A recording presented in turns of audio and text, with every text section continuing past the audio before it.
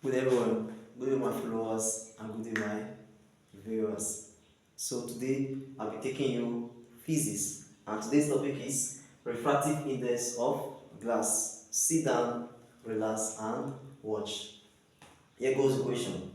If the refractive index of crown glass is 1.51, its critical angle is, okay, so solution. So now critical angle has the formula. So I'm going to state the relationship here. So sine C is equal to 1 over n. Okay?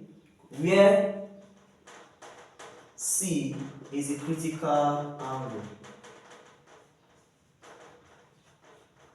N is the refractive index.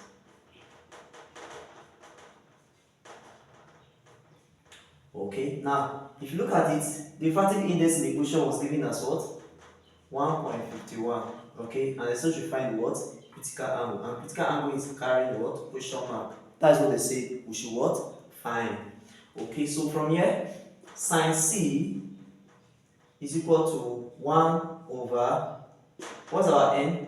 1.51. Okay, so sine C, therefore sine C is equal to, so when you get your calculator ready, 1 divided by 1.51. 1 divided by 1.51. 1 divided by 1.51. So this is what you're going to have. You're going to have 0.6623. Okay, so when you take the sine inverse of 0.6623, you're going to have your final answer to be 41.5 degree.